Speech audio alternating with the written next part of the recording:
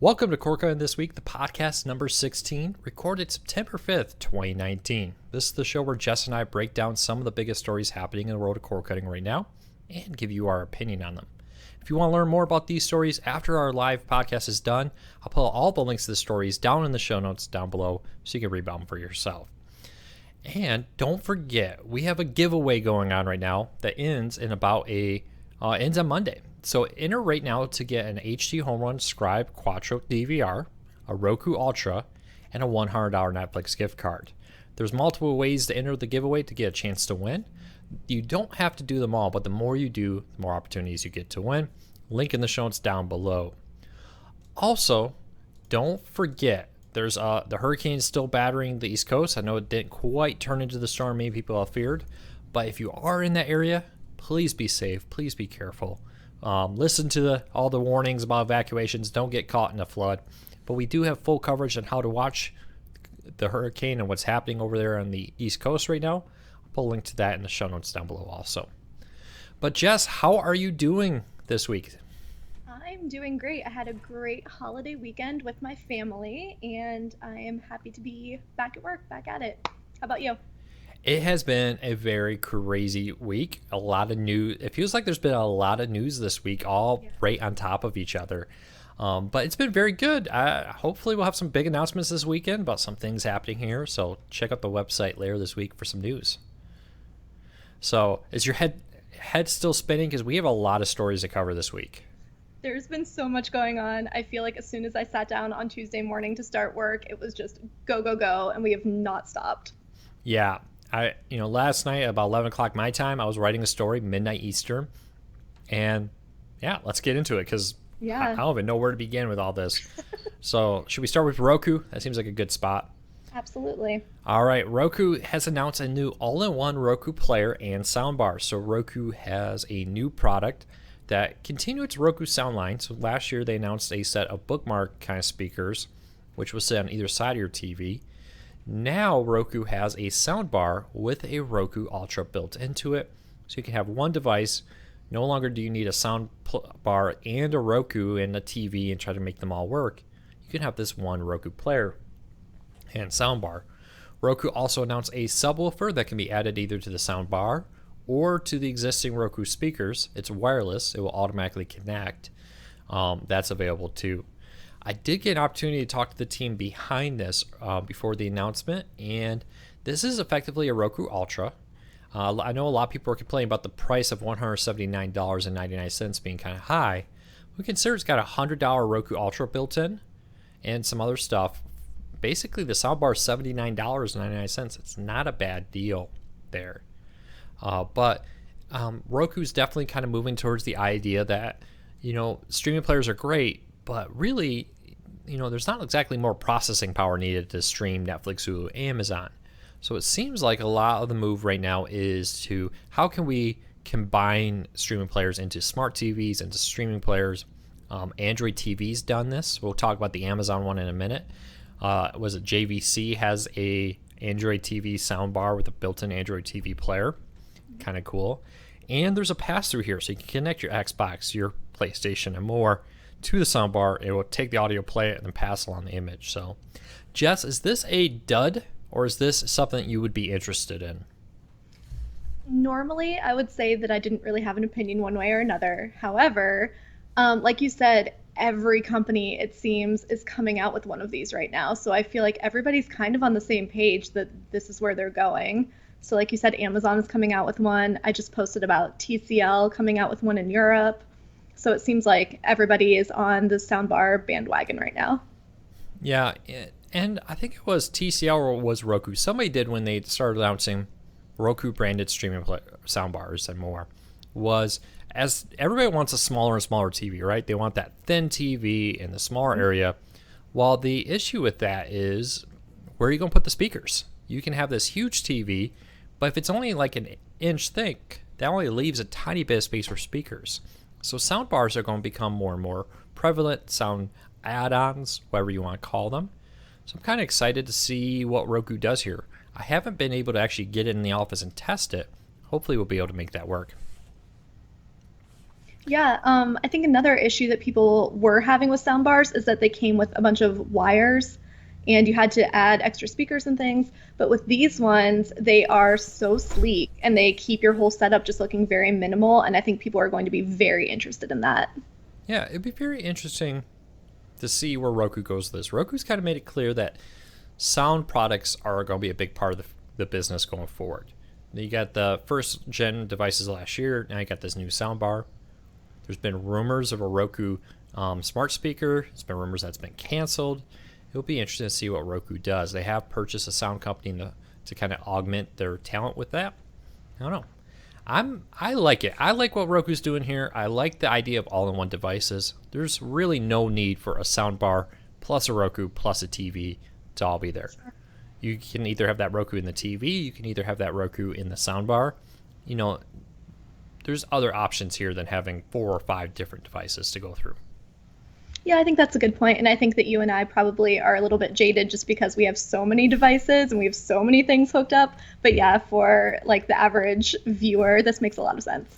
Just because I have shelving units full of different streaming players does not make me unusual. I can see behind you. Yeah, all the stuff back here. So no, it's really it's a good move, and it's not one that Roku's alone in, because Amazon basically announced the same product yesterday. Jess, why don't you give us a breakdown what Amazon all announced? Yeah, so Amazon announced a few new things, a new Fire TV Cube, plus their new soundbar, plus a bunch of new Fire TV Edition smart TVs. So the big two in this announcement were the 2019 Fire TV Cube with a hexa-core processor, making it over twice as powerful as the original, which is awesome. It has Dolby Vision HDR, HDR10 Plus, and 60 frames per second 4K. You can also use it to control other devices in your home, including the new Fire TV Edition soundbar. It's the Nebula Soundbar Fire TV Edition. It comes with 2.1 channel sound, 2 speakers, 2 subwoofers, and 4K HDR support, all built into one soundbar. These are a little more expensive, I believe. The Fire TV Cube is about $120, and the soundbar is about $230. So those are two of the big new products from from Amazon, sorry. And they also came out with some more Fire TV Edition smart TVs from companies like JVC, Skyworth, Arcalike, TPV, and Compal. Yeah. One of the interesting things about that soundbar is it does include a Fire Stick basically built into it, where you'll be able to watch your TV just like with the Roku too. The thing I'm most excited about is the Fire TV Cube. The number one complaint about the old Fire TV Cube was the fact that it was painfully slow. It was not able to really effectively do what it needed to do, because while the processing specs on it weren't bad, it was splitting the power of the processor between the built-in Echo and the Fire TV basically. I'll be interested to get my hands on it. This is a lot faster. And Elias, the former owner of AUF TV News, which covered all things Amazon Fire TV, who now works for Amazon and the Fire TV team, he tweeted out that if he had to do a new chart breaking down the power, he would have to dramatically expand the chart to compare the new Fire TV Cube to the older Fire TV Stick 4K and more, which previously the Fire TV Stick 4K was the fastest. So it sounds like this may be a new user experience fastest Fire TV device on the market. Yeah, definitely. It sounds like, so Amazon has always kind of marketed this Fire TV Cube as being like an anchor for a cord cutting setup. That's the one that you want in your living room. That's the one that you want in your main entertainment area. So I think definitely it was a huge improvement to make this over twice as fast. That's a huge improvement.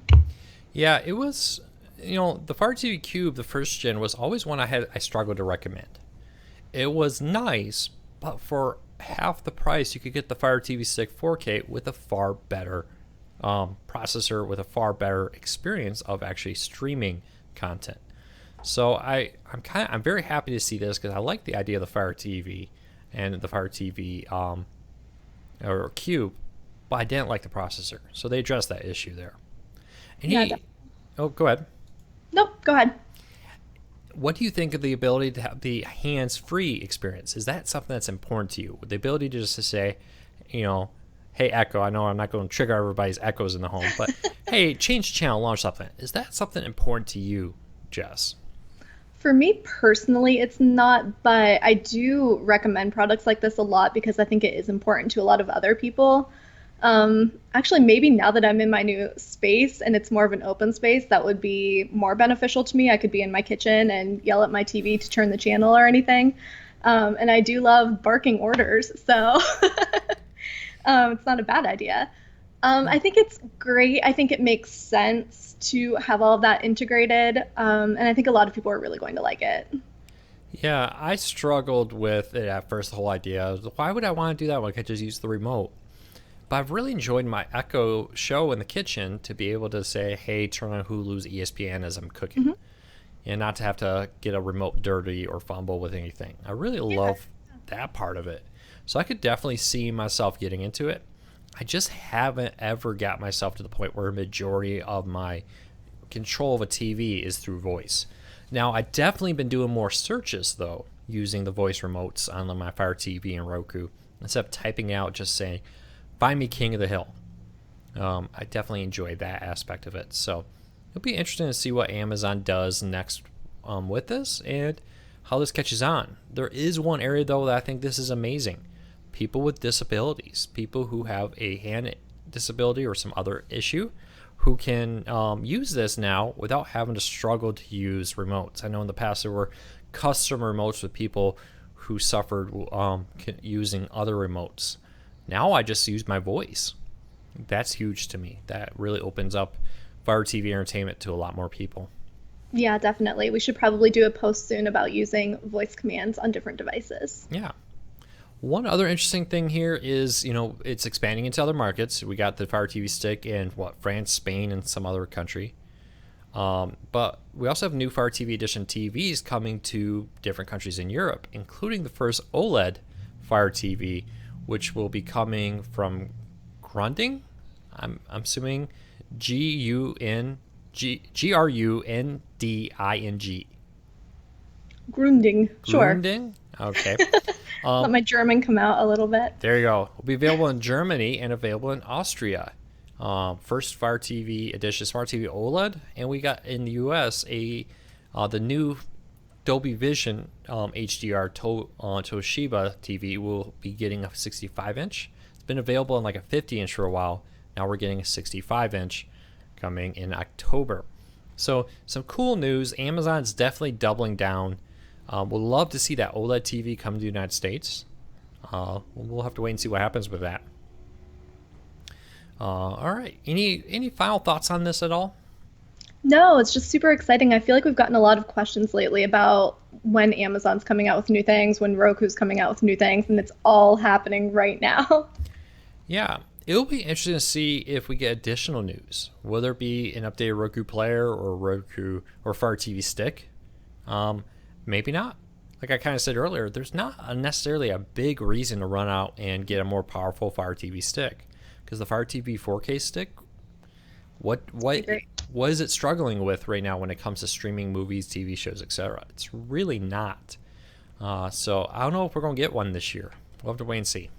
Yep. All right, let's keep moving along. Big news in the corporate world that kind of will, I think, affect cord cutting in the future. AT&T is moving AT&T TV Now. Okay, sit down, folks. This is going to get a little confusing. AT&T TV Now, AT&T TV, DirecTV, Uverse, AT&T Watch TV, underneath the CEO of Warner Media. Previously, AT&T's communications department, which included all their TV departments, reported directly to the CEO of AT&T. And then there was Warner Media, which is HBO, all that kind of stuff, reported directly to the CEO. Now, the CEO of Warner Media is going to retain all of his current work, plus he's going to come and oversee everything that's happening with AT&T TV, AT&T Now. We're just going to say all the AT&T TV services. Now, there is going to be still a president of that department, but he's going to report to Warner Media now. So it feels like a demotion to me of the AT&T's live TV services. The CEO of AT&T said that this is an opportunity for them to bring the Warner Media content, the HBO Max, all that kind of stuff that's coming out, and the AT&T TV, DirecTV, etc., into a single unit to work together, to build together. I smell layoffs. It's like, okay, we don't need all these people anymore because we have somebody else doing it. But I'm very interested about this, what this means for the future of the services. We talked last week about how the retirement of the CEO overseeing all this at the end of September, kind of weird timing, just as they're launching a new whole lineup of TV services. Mm-hmm. And then HBO Max is coming out, and now we have a new guy taking over that department, or taking over the leadership role of this too. Yeah, the other thing I'm kind of worried about, having one person run all of Warner Media and one person run all of AT&T TV services, that seems like a little much for one person. I don't know. What do you think, Jess? That was my first thought too. That is just so much responsibility for one person or one team to be taken care of. I'm wondering though if it might help with some of the continuity issues that they've been having with their advertising and things. Maybe having everything under one umbrella like that would help a little bit with the communications and messaging that they're sending out. It can't be worse. AT&T PR people are very nice. But this is necessary stuff that they do, right? This is the app creator writing that description and stuff. Mm-hmm. So it's definitely confusing. It's definitely a struggle to try to get all this straight.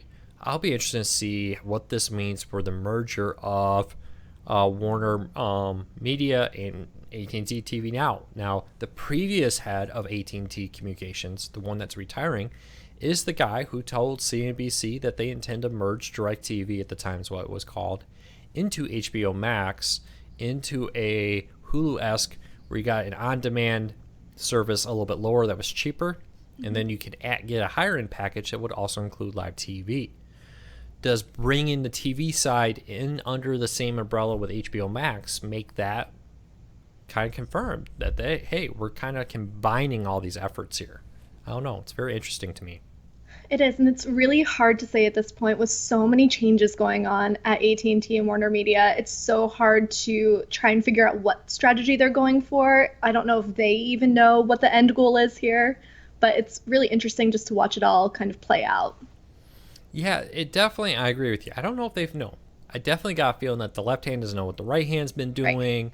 There's competing strategies, competing thought patterns with this. So now that this is coming together, will that help there? We'll have to wait and see. All right. Any last thoughts on that? I don't think so. I'm ready to move on to some Disney Channel news. All right. So I always love a good Disney story. And today my story is that some Disney Channel content will be moving to Disney Plus.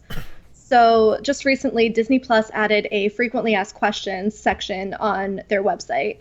And there's a link to it on the Cord Cutters News blog. So one of those questions said, is there anything being removed from the Disney Channel and being moved to Disney Plus? The answer was short and sweet, and it said library content, including past seasons, will move to Disney Plus. So they left that up to interpretation just a little bit. But as you said in the blog post, it looks like past seasons and older shows and things will just be moving over to Disney Plus, which means that those getting the Disney Channel through cable subscriptions will no longer have access. Yeah, very strange them doing this the way they kind of did, because there's not a lot of details here. Definitely raises a lot of concerns over what's going to be moved, what's going to stay. Does this mean like some of the old marathons of classic Disney shows will vanish off the Disney Channel? Right, that was my question too. I find that unlikely. I find this more likely that this has to do with when you log into like Disney Now app using your cable provider, you'll find that content over at Disney Plus. One more argument, I've said this before, hey, going back to cable doesn't necessarily mean you're going to get everything anymore. Mm-hmm. You're not going to get the Netflix originals, the Hulu originals, etc. Now, back catalog of Disney content, not going to be there. I know some people are like, oh man, this means more money, now I have to get one more thing. It's kind of one of those arguments, a little bit here, a little bit there.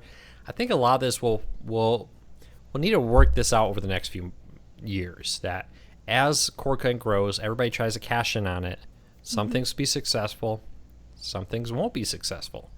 we're going to have to kind of work through this over the next few years to see how this all plays out. But I wouldn't freak out. I wouldn't worry. Good news is if you don't have cable and you want to get Disney Plus, a lot of the Disney Channel content and Disney Junior, they added that earlier. And I think the Disney XD will probably be in there too, will be available through Disney Plus. Now, not necessarily brand new seasons, but maybe last year's content will. We'll have to wait and see. Yeah, it sounds like they have a ton of good content. I'm really looking forward to Disney Plus. I know I keep saying that every week, but I'm excited for it. I think it's going to be great. One interesting thing, so I mentioned that they kept the answer to this frequently asked question short and sweet. I went through all of the questions, and they did that with all of them. It was all just like very short, not even full sentences, not giving a lot of information. So it's very interesting to watch Disney kind of keep things under wraps for now. Yeah, honestly, I'm not sure that FAQ helped a lot. It definitely helped with some things, but it definitely created a lot more confusion over what does this mean? What does that mean? And more. I mean, is one of the other things that we learned in the FAQ was that not all content will be available international. They said the vast majority will, but due to contracts, some content will not be available in all markets, which you kind of expect, right? They may have a contract with a company or a channel down in Australia or Canada or something that may prevent them from being able to air a particular show, past seasons or something on it. Sure. But past that, there really wasn't much new other than that some Disney Channel content will be moving over. Yeah, I went through everything just to make sure we had it covered, and I think it was all things that we've already reported on. Yeah, it's very interesting. I don't know. I like Disney Plus. I like what they're doing. There is a lot of precedent for Disney doing things like this in the past. For example, when ESPN Plus launched, all the old 30 for 30s disappeared from like Netflix and Hulu, and they disappeared from the even the ESPN app. You used to be able to find some of that content in the ESPN app. Now it's being moved over to the ESPN Plus subscription side. So it may be just what we're seeing here with Disney is doing the same thing they did with ESPN Plus. Yeah, that's what it sounds like to me. All right, any last thoughts on this? Nope. All right, important question of the day. With what we know now, will you subscribe? Absolutely. I already got the 3-year deal, the Did you? 33% off. I did. I was like, I'm gonna need it for work. It's a work expense. Absolutely. Yeah. No, I paid for it myself out of my own pocket, and I just figured my daughter will like it. So we did. We got it, and we'll see how it works out. Yeah, I'm holding out to see if it really is a Hulu add-on as soon as it launches and how much that's going to cost. I'm just waiting for all of the details. Yeah, that would be awesome if I could just go and take my Disney Plus prepaid membership and somehow link it to my Hulu account so I can watch everything through Hulu and have one app to do that in. I'd be ecstatic. Yeah. All right, let's keep moving along. I think it's my story, right? Yep. All right, CBS, Martha Stewart, Emerald, and I'm not even going to try. I'm so bad at last names. Lagasse. Thank you. I honestly, I don't think I've ever seen one of his shows. I'm probably going to get hate mail for that, but I've just never been much of a cooking show kind of guy. But they're launching a new over-the-air network that will come to 109 markets next week. Now, this is primarily owned by CBS, but it's in partnership with Martha Stewart and Emerald Lagasse. I have seen Martha Stewart shows. And it will bring a new over-the-air network called Dabble, D-A-B-L, which is a lifestyle network that will, quote, according to early reports, be a cross between the Food Network and HGTV. Now, the great thing about cord cutters is this is free. Where HGTV, you need to pay for it. Dabble will be free over the air. I would be shocked if there's also not a streaming service for this because CBS Sports HQ, CBS News, CBS E Live or whatever they call it, is all streaming also online. So I kind of hope they do the same here. But it looks like the vast majority of Americans will be getting access to this new over-the-air network. Goes live on Monday the 9th. Though some markets are already live and they're showing Holden content. I guess some people were telling me that they were showing Home Improvement yesterday. Nice. And yeah, often when new networks are going live like this, they'll put Holden content in there. It's just like, hey, until this new network launches on Monday, here's a marathon of Home Improvement, Family Matters, I don't know, whatever else they're showing on there. So don't think that necessarily reflects what they're going to be showing when they go live. But over at corecardsnews.com, link in the show notes if you're watching this on repeat, we have a breakdown of every market on their website at the time that we actually hit post on this. So we have the full breakdown. I don't believe we're missing any. If we're missing a state in that list, let us know. It's kind of hard to get the information off the Dabble website onto ours.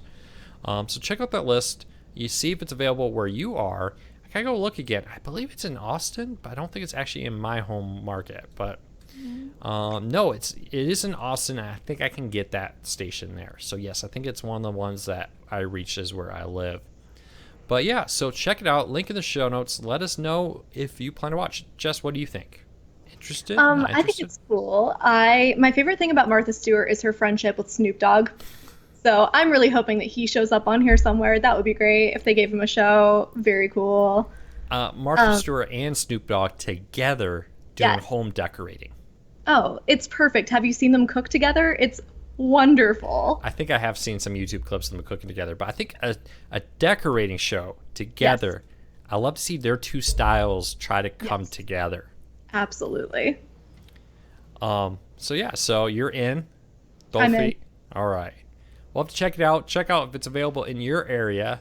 After this video ends up live, I'll put a link to it in the show notes down below. All right. Perfect. You're up next, Jess. Yeah, so I have a sale alert for everybody. There isn't a whole lot to say about this, but definitely something that we wanted to announce because it will be over soon. So PlayStation View's core plan is on sale for $45.99 a month for the first 2 months. It looks like those that already have a different PlayStation View plan can go into the modify subscriptions page and they can get this deal as well. Otherwise, it's for new signups. After the initial 2 months, the price will go back up to the normal price of $54.99 a month. So this deal, goes until September 9th. So if you want it, be sure to go sign up by Monday night.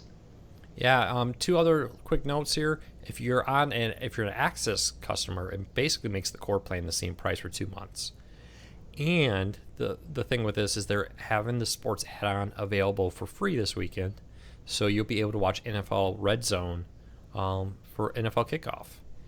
And not to be outdone, Sling TV said, okay, you're giving 1 week. We'll give 2 weeks of NFL Red Zone for free over at Sling TV. So check that out. Free NFL Red Zone on PlayStation View and Sling TV. It's kind of fun seeing these services all go back and forth and compete with each other and fight it out. Yeah, it works out well for us.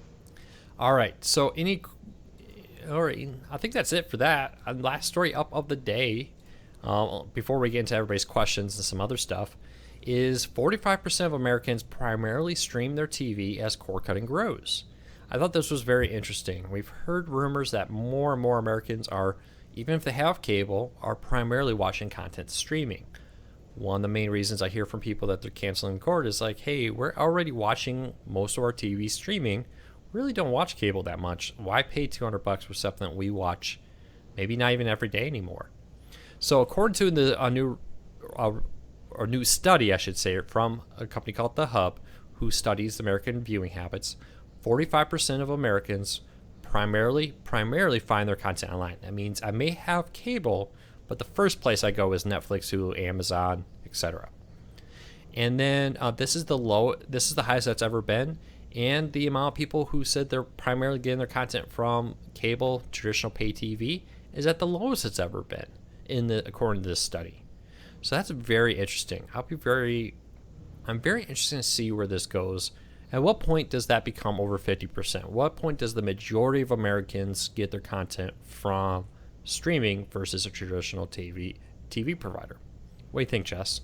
Yeah, I think we're definitely on our way there. And of course, again, we might be a little bit biased because this is what we do all day, every day. But yeah, it definitely seems like that's the trend lately. Every time we see one of these reports, that number gets higher and higher. So I'm not surprised to hear this. And I won't be at all surprised whenever that number does get over 50%. Yeah, it's definitely going to be a watershed moment. Now, this doesn't mean cord cutting, just to be clear, is at 45%. Because a lot of these people were saying that they have both streaming services and cable. We know that over half of all cable subscribers, pay TV subscribers, also have streaming services. Now we know that 45% of all Americans are making streaming their primary first go-to option for TV.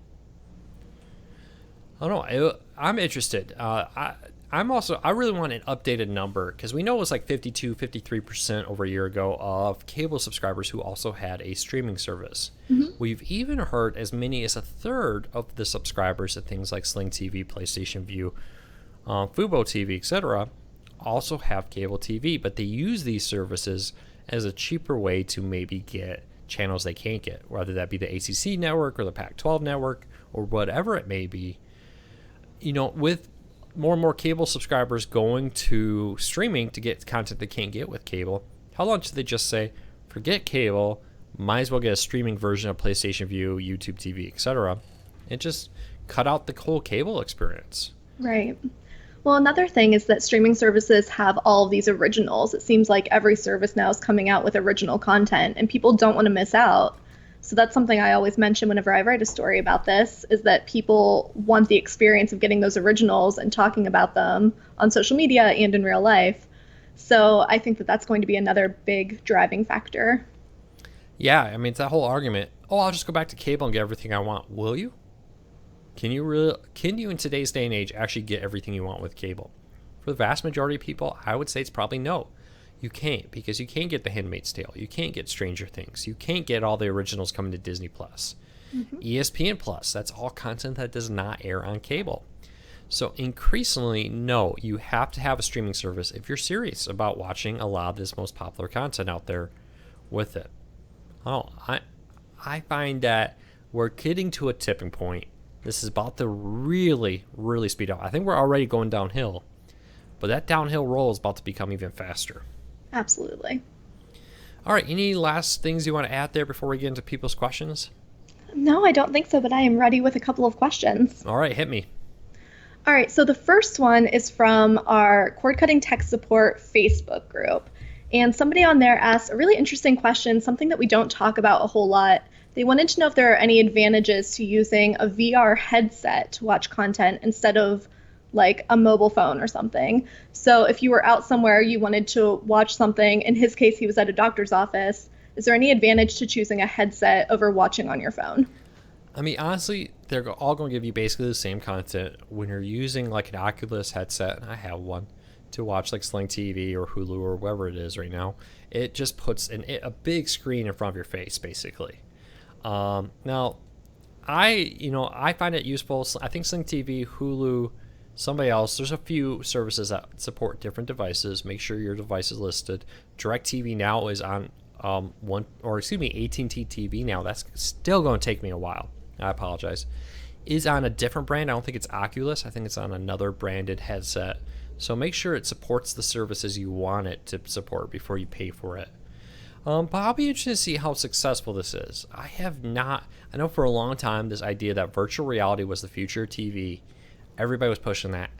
I just don't hear people. I don't hear our readers running out, I gotta get a headset. For this. To me, TV is two things. It's either a secondary focus where I'm on my phone, on my laptop, doing that, and then just happen to also have TV. Or I am in a group setting. I'm with my family watching a Michigan football game and more. So I don't know if I really want to completely close myself off in most circumstances. But at the same time, I can see people like, hey, I'm in a place where I want to close myself off to watch something by myself. I can get that. But overall, I don't fully understand it. I don't fully think it's as important or as big as a thing as people were trying to make it out to be. I don't know. What do you think, Jess? Yeah, I'm with you. I see the appeal of it. It's kind of cool and feels futuristic. And I think that there's a place for it. I think I would love to play video games with a headset. I just think that would be really fun to try out. I think I'm with you, though, about the watching content. I don't really want that completely immersive experience like you were talking about. I want the ability to still be aware of what's going on around me while I'm watching. So noise-canceling headphones are about as far as I will get with shutting out the outside world while I'm watching. Yeah, but I mean, there is benefit. Watching on a little phone is not always ideal. If you can have it does give you a perspective of a massive 100-some inch TV in front of you, which is pretty cool. Yeah. So it works for you. Get it. All right. What's the next question? All right, this one is from the chat that is happening right now while we are recording. So Citra BPM was listening while we were talking about these new Fire TV devices. And they want to know, when you use an Alexa on the Fire TV, it pauses your TV. Will this new cube allow Alexa to work without interrupting what you're watching? I'm assuming it will still pause your TV because it wants to not have the background noise of trying to understand what you're saying. At the same time, it's understanding what's happening on the TV. So just assuming, but I would assume that yes, it will also black that out too. And then I found a question, and we'll try to get a review unit to be able to answer your questions about that kind of stuff. I found a question that I thought was interesting because I get asked this all the time. What streaming services do I use? And we as a company have all of them. We have all the live TV services, a ton of the on-demand. But Jess, I don't think we ever heard what you watch. What services are you watching in your personal non-work life? Yeah, this is something that I don't think I've answered since I first started working here and I wrote that introduction post. Right now, I have just finished up my YouTube TV free trial whenever they were offering a deal on that. So normally I stick with Hulu with live TV. I put that on hold for a while to try out YouTube TV, but I think that I will be going back to Hulu. I just prefer the way everything works with Hulu a little bit more. I will definitely be getting the Disney Plus streaming service. I have Netflix, mostly because I love Netflix originals. And other than that, I watch a lot of the free ones. I love Pluto. I have Zumo. I watch a lot of IMDb TV. Excuse me. and I also have Amazon Prime, and I love renting movies and watching their free with Amazon Prime content. Yeah, well, I love all the things you listed. One thing I would add under the free tab is I've been using more and more of Stir recently. Been really enjoying what they're doing, having comment and all that, and the Buzzard channel. Classic game shows are fun. So no, I would definitely recommend that. Check it out. It's got a lot of content. And so should we get into what we're watching this week? Yeah, definitely. Do you want to go first or do you want me to? You go ahead first if you're ready. All right, so my recommendation this time, I've been watching a lot of YouTube, like I said. So my recommendation is a channel called Screen Rant. And on it, they have this whole series of videos called Pitch Meetings. And if you haven't already seen these, they are hilarious. They are a hypothetical pitch meeting for movies that have come out. So there's one for Endgame that's really funny. And then the one that I recommend watching immediately is the pitch meeting for pitching Spider-Man to leave the Marvel comic universe. I'll have to check that out. Definitely. I think you would really like it. Well, I'm going to recommend NFL football, but not just any NFL football. Don't forget this year, Thursday Night NFL Football will be streaming for free on Twitch. If you're an Amazon Prime member, you can be able to watch it through the Amazon app. But Twitch, for free, for everybody, is going to be able to watch the game. And they're going to be able to chat alongside of it. You can engage other people and watch the game in real time. So check out Twitch over there for their NFL football games.